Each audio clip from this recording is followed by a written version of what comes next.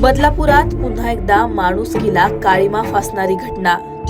4 वर्षांच्या चिमुकलीवर school van चालकाचाच अत्याचार। बदलापूरच्या नामांकित शाळेत 2 बालिकांचं लैंगिक शोषण झाल्याच्या घटनेनंतर आता 1.5 वर्षांनी पुन्हा एकदा अत्याचाराची घटना घडली आहे। बदलापूर पश्चिम भागात स्कूल व्हॅनमध्येच 4 वर्षांच्या चिमुरडीवर व्हॅन चालकानेच अत्याचार केल्याची ही अमानुष घटना घडली आहे। गुरुवारी ही घटना घडली।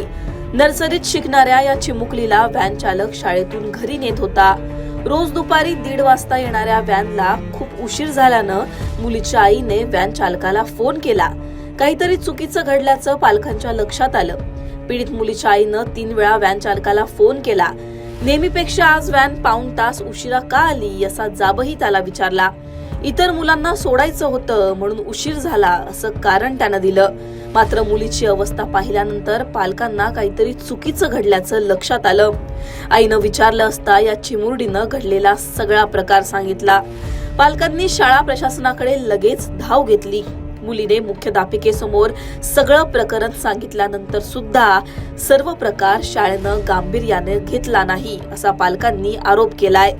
मुख्याध्यापिकेनेच व्हॅन चालकाची बाजू घेतल्यानं पालकांनी बदलापूर पश्चिम पोलीस ठाण्यात तक्रार दाखल केली आहे। पोलिसांनी चालकाला ताब्यात घेतलंय। या प्रकरणी गुन्हा दाखल करण्याची प्रक्रिया रात्री उशिरापर्यंत सुरू होती।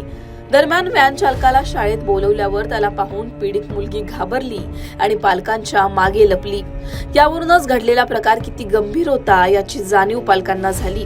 शाळा प्रशासनाकडून योग्य प्रतिसाद न मिळाल्यानं पालकांनी पोलीस ठाणं गाठलं। पोलिसांनी या प्रकरणात नेमकी काय माहिती दिली आहे तेही पहा। बदलापूर पश्चिम पोलीस स्टेशन अंतर्गत एका मुलीवर अतिप्रसंग करण्याचा प्रयत्न एका आरोपीने केलेला आहे। त्या अनुषंगाने बदलापूर पश्चिम पोलीस स्टेशनमध्ये तात्काळ गुन्हा दाखल झालेला आहे। त्यातील आरोपी जो आहे तो आपल्या अटकेत आहे। त्याचबरोबर मुलींची जी वैद्यकीय चाचणी आहे त्या मुलीची वैद्यकीय चाचणी चालू आहे। हा अत्याचार कुठे घडला म्हणजे संपूर्ण प्रकार काय असं सांगितलं जात आहे।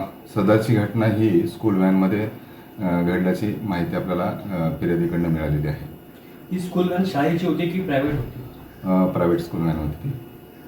मग त्या व्हॅन चालकावर किंवा त्याच्या मालकावर काय गुन्हा दाखल करण्याची प्रक्रिया आपण करत आहात? हो, सदरची व्हॅन जी आहे ती त्या शाळेसोबत ॲग्रीमेंटमध्ये होती।